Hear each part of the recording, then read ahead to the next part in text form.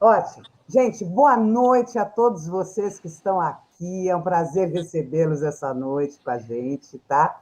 Eu queria pedir para quem ainda não fez, tá? Se tornar seguidor da nossa página Companhia Letras em Cena no Facebook e se inscrever no nosso canal no YouTube. É youtube.com/CIA, abreviatura de companhia, CIA Letras em Cena, tá?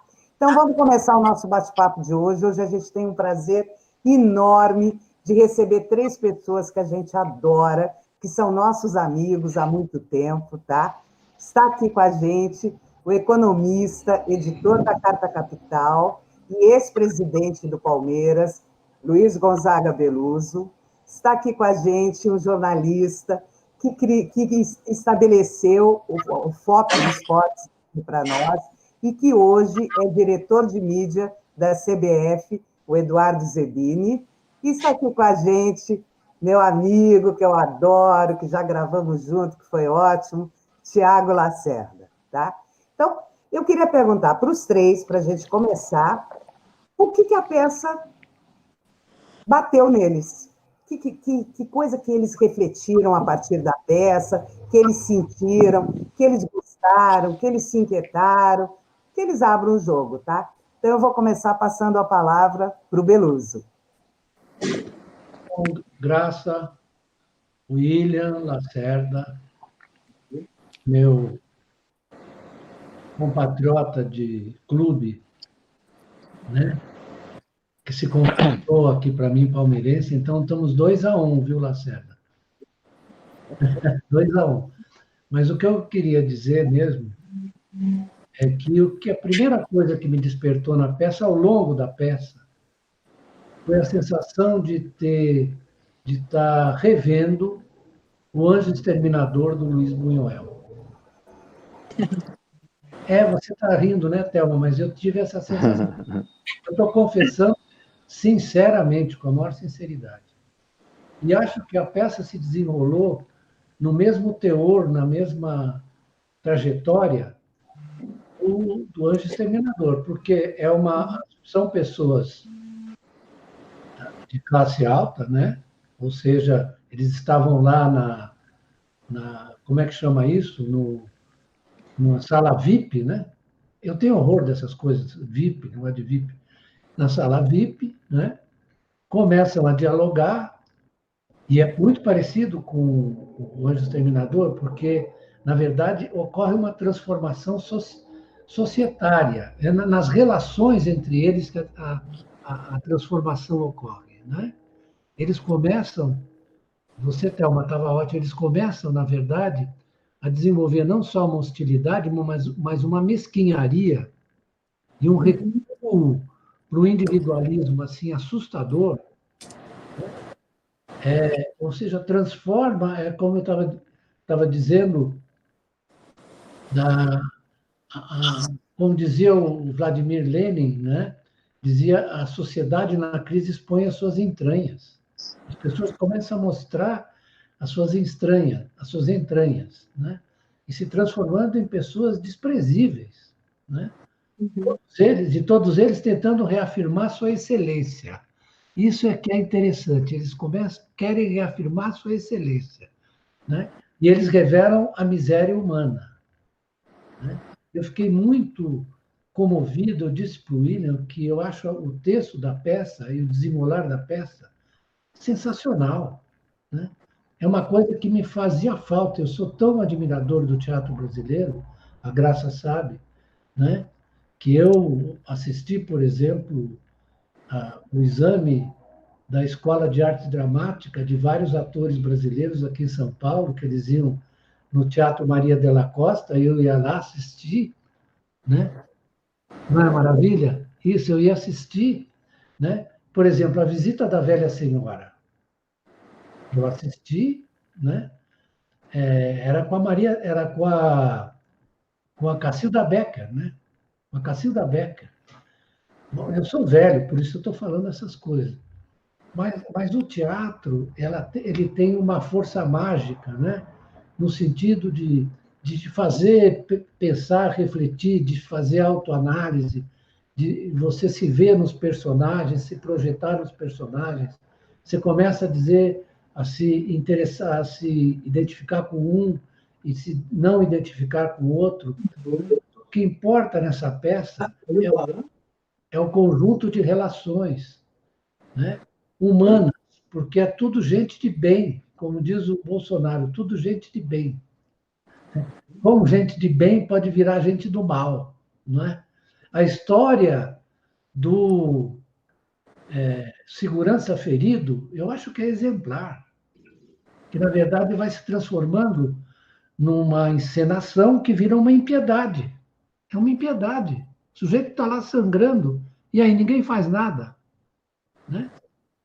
E aí eles ficam mostrando o, o aeroporto lotado, né?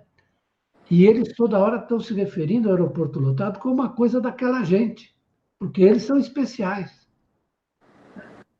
Várias vezes, não é isso, William? Eles repetem isso, é muito bom isso, que eles repetem, que eles são especiais, que eles estão lá na sala porque eles merecem, né? E aí entra essa liturgia do mérito, que é muito própria da nossa sociedade, né? Eu estou aqui porque mereço, porque eu fiz. E, na verdade, aquela senhora, né, que é a dona do metrô, né, não merecia nada. Merecimento e recompensa, né? É isso, isso. Mas ela não merecia nada. Ela não tinha feito. Exatamente. Ter que ser casada com um cara que provavelmente era um empresário corrupto. Desculpe eu dizer isso, mas eu acho que, olha, a peça deveria ser exibida muitas vezes, porque a peça é comovente pela qualidade do roteiro, da exposição que você faz, né? A forma como se apresentam os personagens, né? As mulheres, por exemplo, estão muito lá identificadas com uma forma de vida que é da alta sociedade, né? Elas se acham, não pode falar mal das mulheres, não estou falando mal. Os homens, então, são detestáveis, né? O professor de antropologia, né, que é uma figura que devia ser um pouco mais. Ele vai se deteriorando ali no meio daquela discussão, vai perdendo a qualidade, né? Ele perde a possibilidade de dizer coisas que salvem aquele grupo de pessoas da desgraça em que eles estão metidos.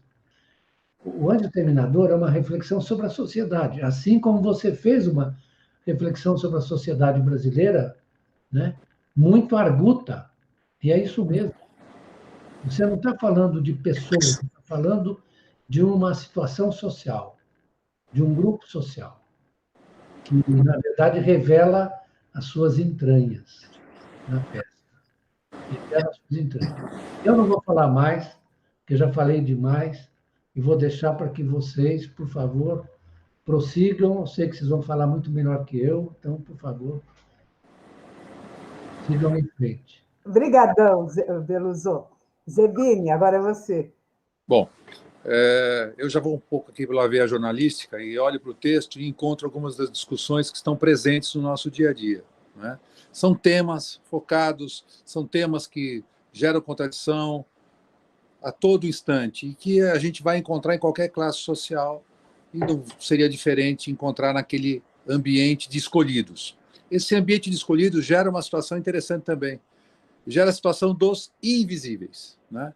Então, tem duas situações que trabalham na peça, né? Que é a figura do barman, que é reconhecido como invisível ao final da peça, ou seja, tudo aquilo que a gente conversou aqui, puxa vida, hein? Poderia estar ali, a gente não sabe como essa pessoa vai usar. E as pessoas, acho que saem eles não sabem o nome, eles não sabem o nome do invisível, né? Isso é muito simbólico. E barman, quer dizer, né? E tem uma outra figura que a gente viu passar, não se deu conta, e ela se transforma numa figura invisível para nós também, e para os atores também, e para as pessoas que estavam ali também, que é a figura da babá. A babá esteve lá. Tinha uma pessoa ali, né, que de forma nenhuma pôde tomar partido, em momento nenhum, da situação, ou seja, é um quadro caracterizado daquilo que é o dia a dia. todos nós parecemos normais, porque somos normais na medida que a normalidade se impõe, né? Então, todas as famílias são iguais, porque todas as pessoas que pertencem às famílias são iguais, e aí a gente tem uma discussão que começa a partir do princípio e aonde estão as nossas diferenças. E ela começa a trabalhar esse tipo de situação. Somos iguais, entramos naquela situação, vamos procurar o ponto de identidade. Nós temos o ponto de identidade. O professor de antropologia não deveria estar naquela sala? Talvez porque ele tivesse uma relação diferenciada com o mundo, porém ele estava no auge da carreira. E aí ele foi gratificado por uma série de situações que o colocou ali como uma pessoa que deveria ser reverenciada, como as outras todas as pessoas deveriam ali ter, por um tipo de relação, ou por seu relacionamento, ou por sua condição social, ser reverenciadas, né? E, ao final das contas, mazelas expostas ali são mazelas encontradas em qualquer outro segmento da sociedade independente. Agora, me lembra também uma tomada de cena, quando mostra o público geral, rodada em VT, né? Daquela discussão que a sociedade participou durante um tempo atrás sobre o aumento de pessoas nos aeroportos, né? Isso também me chama atenção, e era uma situação em que a gente devia se vangloriar desse tipo de coisa, e nós reclamávamos que as pessoas estavam ocupando espaços no aeroporto que eram de pessoas que tinham uma qualificação diferenciada no momento anterior. Então, é um texto, acho que muito bem construído, né? E essa sensação que a gente vai tendo durante a peça, de que estamos acompanhando os fatos do noticiário, somados com elementos de suspense, né, do que vai acontecer com aquelas pessoas a seguir, né, nos deixa com uma satisfação muito grande. Quando termina a peça, a gente pode reencontrar esses elementos e recombiná-los como bem entender. Bem bacana. Você sabe, Zebini, que um dos pontos que levaram, né, o Guilherme Matos, que é o autor da peça, a escrever a peça, foi exatamente esse que você tocou, a popularização dos aeroportos e como a sociedade abonada estava reagindo mal a isso. Tiago, essa vez. Boa. Então, bom, em primeiro lugar, boa noite a todos. Eu queria dar os parabéns ao elenco, ao autor do espetáculo, à direção, toda a equipe técnica. Eu fiquei muito feliz, Graça, que você me convocou para esse encontro. Eu acho que a gente vive um momento que a gente precisa fazer questão de estar junto, tentar, de alguma forma, dar a mão, né, e ficar junto. E falar sobre coisas potentes, como, por exemplo, é o teatro. Eu fico muito impressionado. Eu tenho alguns anos de carreira, e uma das coisas que mais me capturaram para fazer o que eu faço, para exercer o meu ofício, é essa potência que o teatro, por exemplo, tem como espelho de quem nós somos, né? A potência de dedo na ferida que tem o teatro. Eu recebi o espetáculo com muita vergonha, porque se ao mesmo tempo, como disse o Beluso, a gente imagina que aqueles são conflitos humanos, e de fato são, e é por isso que o teatro é tão importante, porque, afinal de contas, ele trata de nós, né? Ele trata de quem nós somos, né? Dos caminhos que a gente perseguiu para chegar até aqui, e de que maneira a gente está apontando o caminho para frente. Ao mesmo tempo, eu reconheci um pouco de mim ali, reconheci um pouco da sociedade na qual eu estou inserido ali. E eu acho que queria aproveitar o gancho que você falou dessa circunstância dos aeroportos cheios, o Zebini também colocou. Eu acho que, na verdade, esse é um dos temas de estrutura do espetáculo, quer dizer, a questão dos preconceitos, a questão da nossa identidade, das raízes da nossa sociedade, né? Uma sociedade preconceituosa por excelência, seja o preconceito de classe, evidentemente estabelecido na relação do professor com o outro personagem do espetáculo.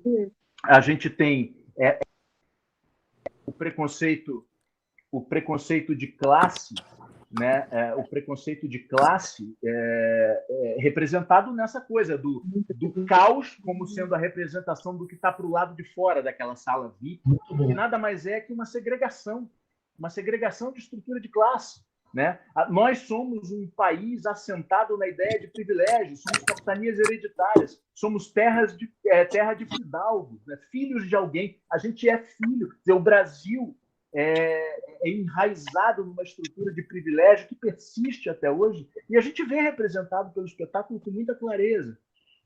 Eu acho muito significativo os personagens que representam uma estrutura de base econômica produtiva, como o barman, como a babá, como o cara que está ali, tomou uma garrafa na cabeça.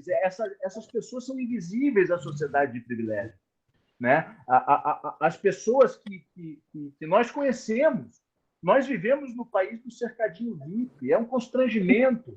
É o que o Beluso colocou assim. E qualquer pessoa que está minimamente conectado com o que nos cerca, num país como o nosso, de uma injustiça profunda, histórica, secular, não se incomodar com o cercadinho VIP não se perguntar, não se achar que é isso, e tudo bem. Então, eu acho que nessa circunstância de segregação social, aquelas pessoas que a gente assiste em cena são uma representação muito destacada, e, na minha opinião, especialmente do momento que a gente vive hoje.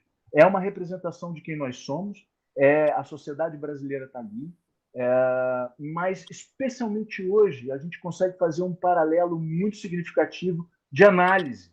O teatro é um instrumento de provocação, né? É muito pertinente que a gente esteja aqui hoje falando do espetáculo que nós assistimos. O espetáculo ele comunica para as pessoas como podemos ser horrorosos, como podemos ser caóticos, especialmente sem uma liderança. Se a gente for imaginar o Brasil de hoje, esse nada que a gente tem como liderança de pensamento, não existe ideia nessa gente que está no poder no Brasil hoje. Então, a gente percebe naquele lugar ali uma ausência completa de raciocínio, de calma, de humanismo, de se importar com.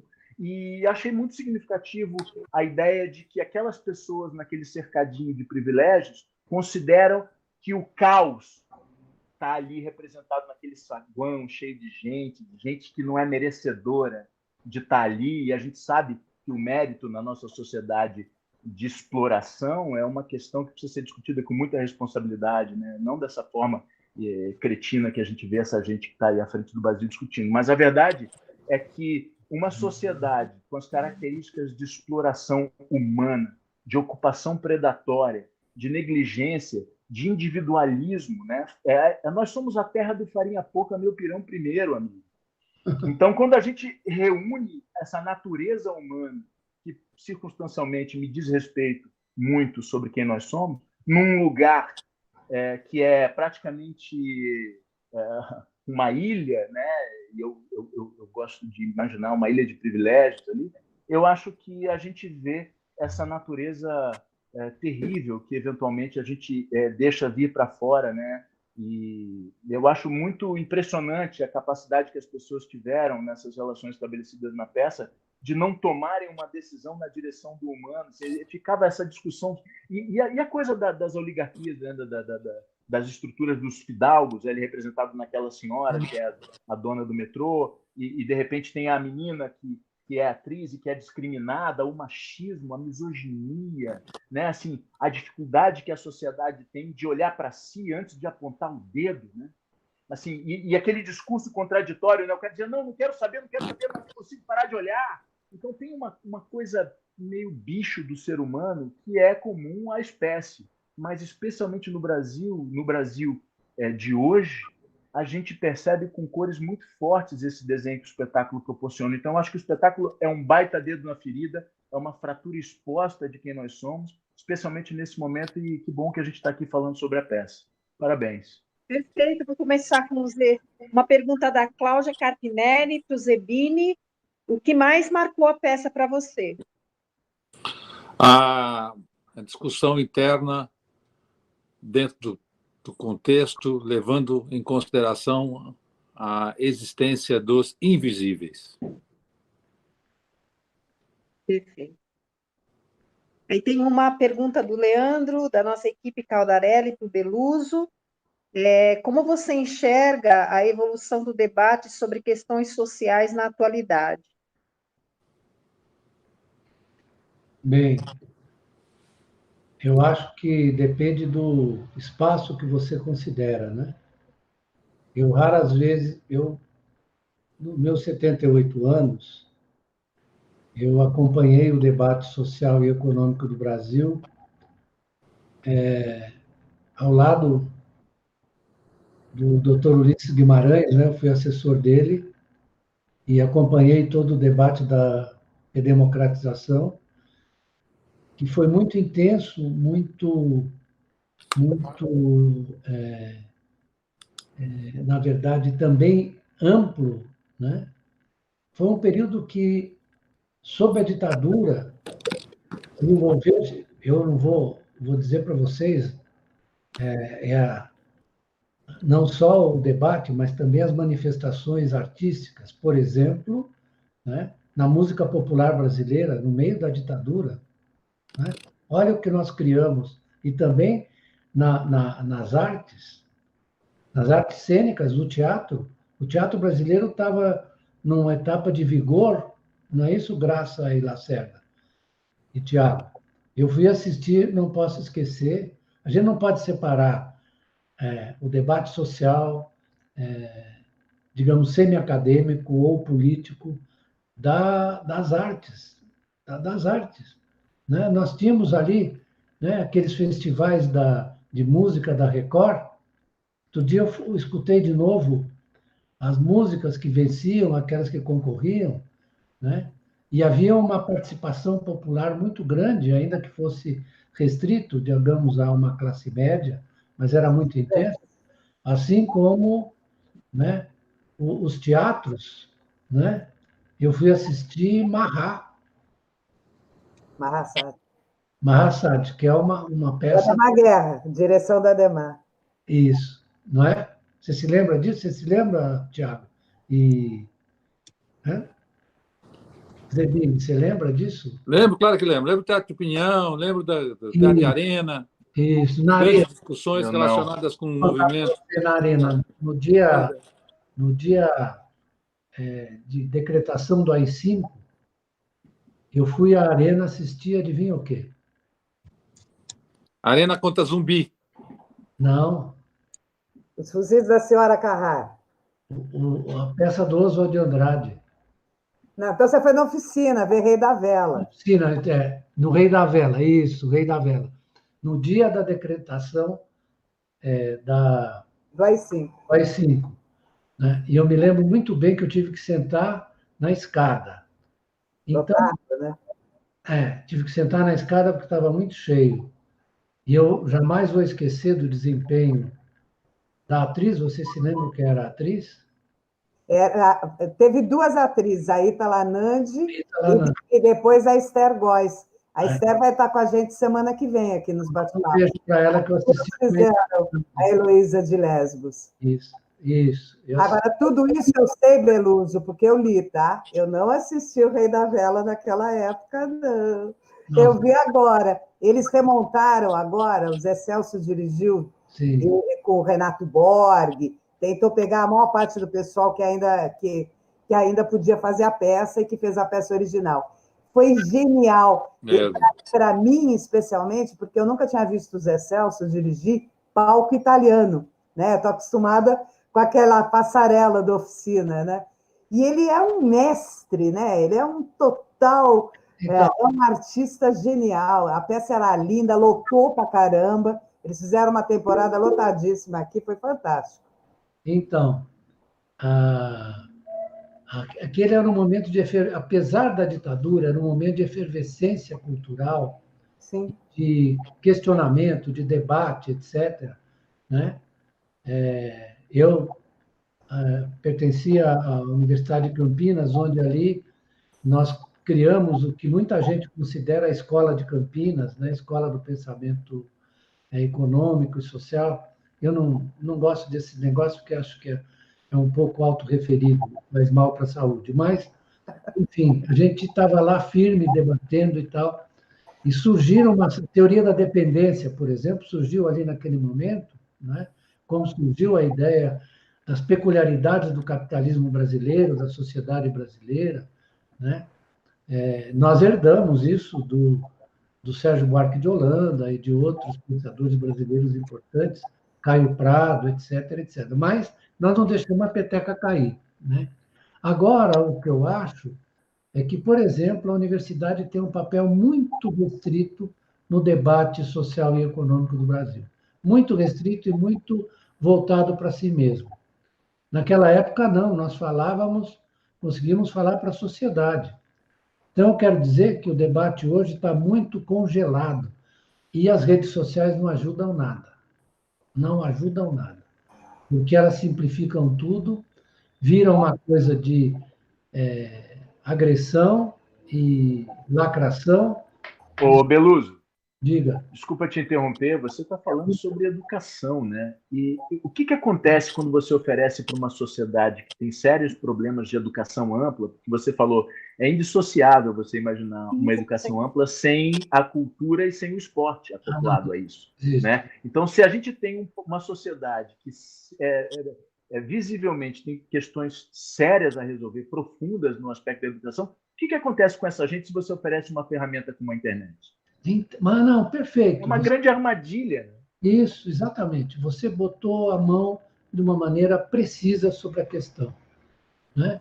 Porque é o seguinte, você está corroendo por dentro a cultura. Corroendo por dentro.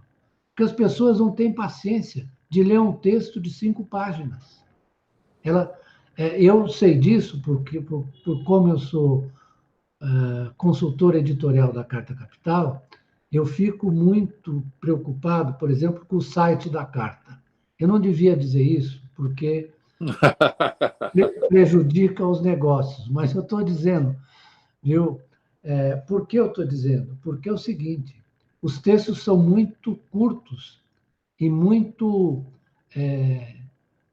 sumários, não vou dizer sintéticos, vou dizer sumários, que é mais adequada a palavra, né? E o que acontece? Você deseduca as pessoas.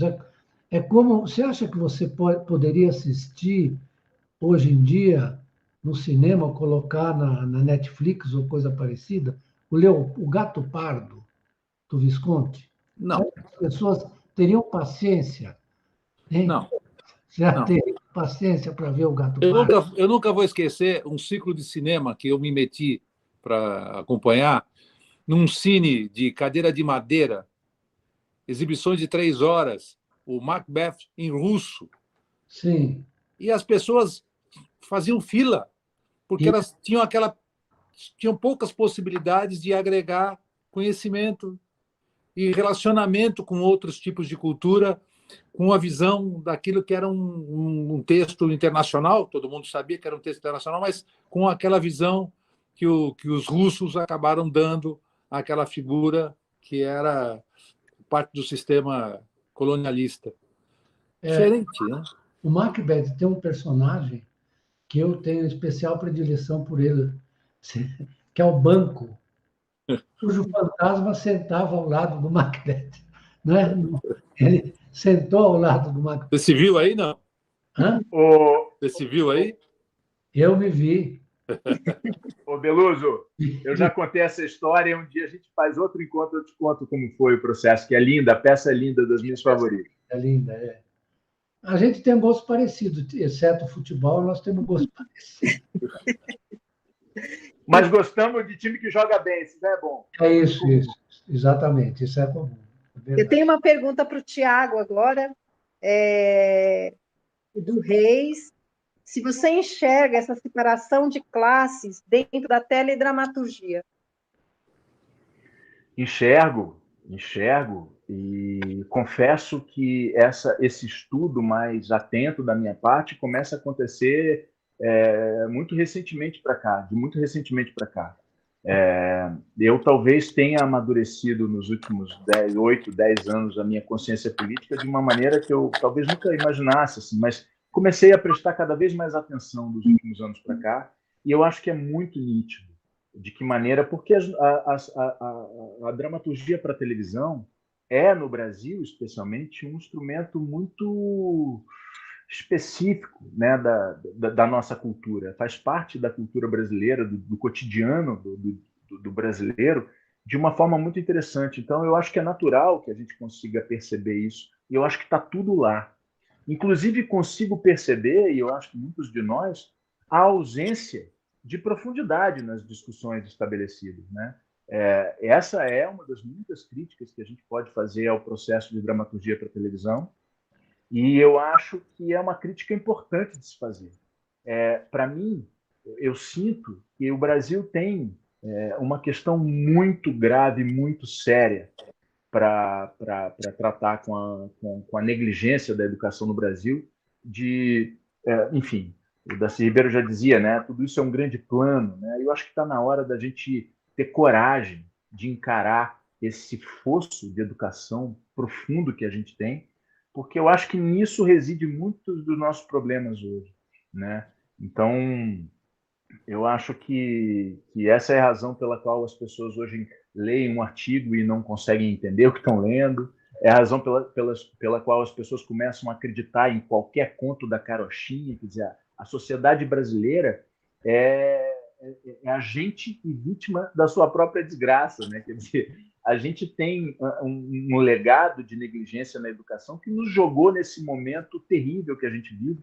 E eu acho que, por exemplo, eu sinto muita falta dos grandes autores, dos grandes escritores. Onde é que estão os grandes? É claro que existem muitos talentos no Brasil, a gente sabe onde estão alguns deles, mas o talento do povo brasileiro, o tamanho do Brasil, né? A capacidade que essa terra tem de produzir grandes escritores, talentos imensos, a gente devia ter uma profusão muito maior de grandes escritores, roteiristas, autores de teatro, romancistas.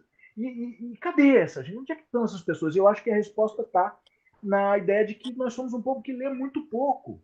Nós lemos, a nossa cultura tem questões muito graves, a gente precisa encarar isso de uma maneira muito corajosa. Eu acho que a gente está aprofundando esse gargalo na discussão sobre a educação.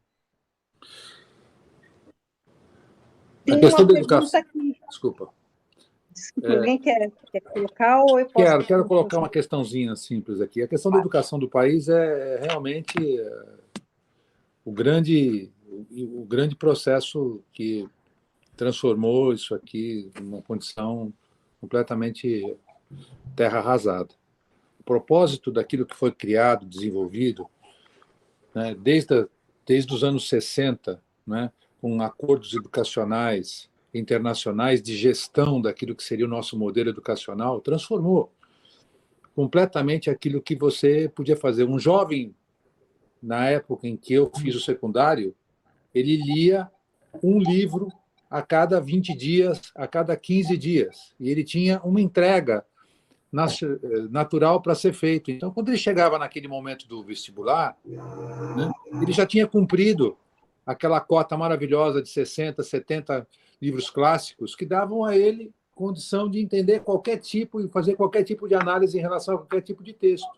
Zebini, um povo que lê pouco não pode escrever muito. Né? E aí, esse é o fato. Um povo que lê pouco ouve, escuta, mas não ouve, olha e não enxerga. Né? Lê esse é o fato. Entende. Esse é o fato. Isso foi retirado cada vez mais daquilo. E hoje eu vejo estudantes atravessarem um ano sem fazer a leitura de um livro sequer, né? Baseado na cultura do Google. Então, eu lembro dos movimentos de alfabetização, entrando na questão da educação novamente. O Brasil, num determinado momento, resolveu produzir um movimento de alfabetização.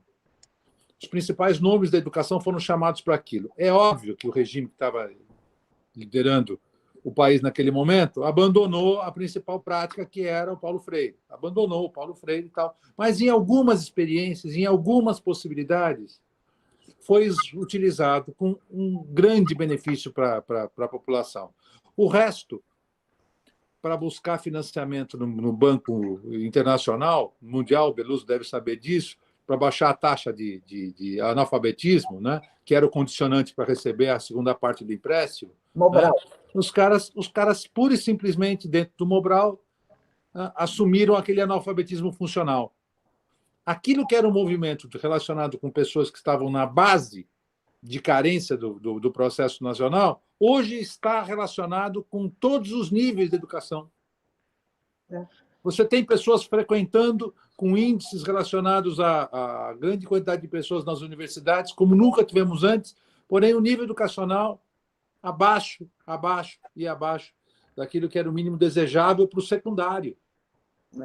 Zebini? E sabe o que mais me... Desculpa, Beluso, só para... Não, Sabe o que mais me angustia, Zebini? É imaginar que se a gente começar agora, a gente precisa de 3 gerações para Com reverter esse certeza, quadro, né? absoluta. É um processo longo, que exige tempo, que exige persistência, perseverança. E Assim, não a gente começa precisa, em algum momento, começar, porque senão a gente caminha para onde, pelo amor de Deus? Vai, Beluso, desculpa. eu peço dar um palpite como professor, que é meu ofício principal, né?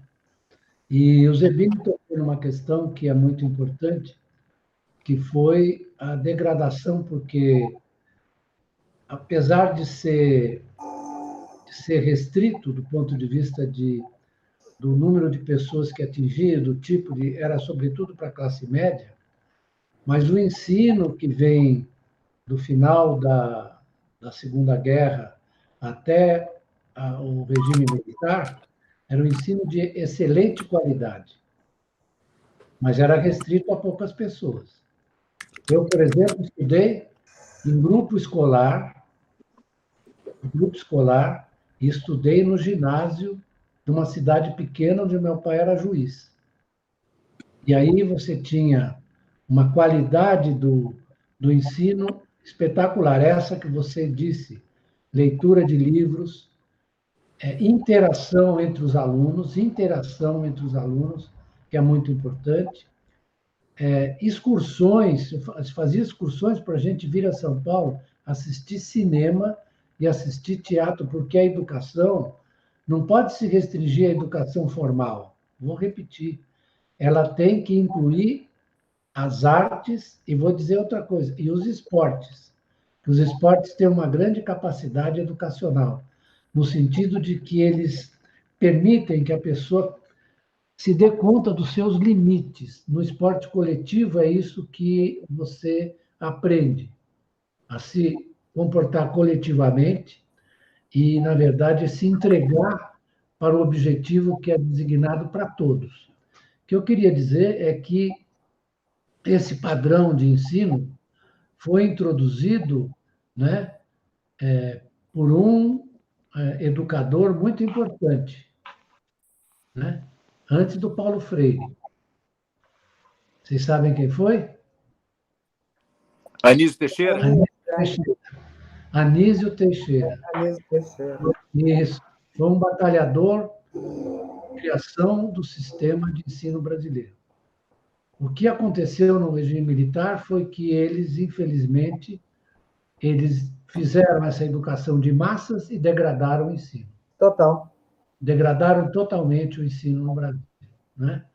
Então, eu vivi isso, porque eu entrei na universidade em 67. Então, eu assisti as várias gerações de alunos entrando na universidade, cada vez mais carentes, cada vez com uma preparação inferior àquilo que eles deveriam ter, né? E mais, a educação universitária ela foi se transformando numa educação profissionalizante e técnica. Não estou dizendo que não se deva fazer isso.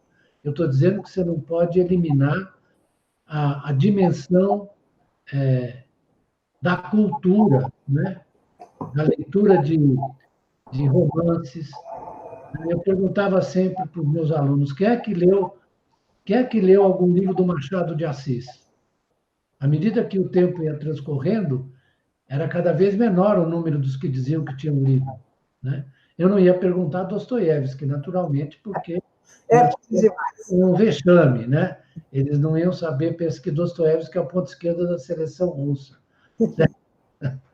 Mas, então, é verdade, eu não estou exagerando, nem estou falando para menosprezar, não. Estou falando com pesar, né? E por isso mesmo nós estamos assistindo, não é por acaso que nós estamos assistindo esse espetáculo deprimente no Brasil de hoje. Não vamos esquecer que esse padrão educacional, certa perda de qualidade, no sentido amplo, teve um papel muito grande na escolha de um presidente da República que, francamente, na verdade, só pode ser identificado com gente de baixíssimo nível cultural, que é o dele. O problema não é o Bolsonaro, o problema são os bolsonaristas, os que o elegeram. Exatamente. Eu queria pegar uma carona nesse comentário do Zebini também. Eu acompanhei muito, ao longo desses anos, a questão do o povo não sabe o que quer, né? E a gente, como antídoto a isso, tinha o povo não sabe o que quer, mas também quer o que não sabe, né? Eu sinto que, às vezes, a gente tem um hábito, né? Eu estou dizendo a respeito dos meios de comunicação de massa, e eu acho que nesse processo de idiotização crítica da sociedade brasileira, eu acho que os meios de comunicação de massa têm uma responsabilidade muito grande nesse sentido, que sempre se resignaram de reduzir, de subestimar a potência da inteligência do público brasileiro, do povo brasileiro e da capacidade do povo brasileiro. Eu acho que em muitos momentos eu sentia que tinha uma tendência a subestimar essa capacidade e esse desejo de consumir coisas relevantes e a gente subir, né, o senso crítico coletivo. Eu acho que os veículos de comunicação de massa têm uma participação grande nisso que o Zebini falou. Assim, a gente começou a nivelar por muito baixo, né, o que a gente oferecia como objeto de consumo para a sociedade. Isso acompanhou um processo de degradação, né, da educação que é histórico, e aqui estamos. Né? Nós temos textos incríveis trabalhados dentro dos veículos de massa. Sim. Dias Gomes, sim, né, teve a capacidade, e eu lembro do divisor que ele provoca em relação à discussão dentro da sociedade. Né? Jeanette Claire fez isso dentro de uma forma trazendo as grandes dificuldades que as mulheres enfrentavam e o contrassenso da sociedade que estava exposta, né? Como uma sociedade desenvolvimentista. Há o cumprimento. O problema todo, no meu modo de entender, é que existe, dentro do contexto político do país, né, classes sociais que são antagônicas. Sim. E nós evitamos a discussão. Lá Sim. atrás, na década de 70, né, o mundo se revestia contra a discussão. Né?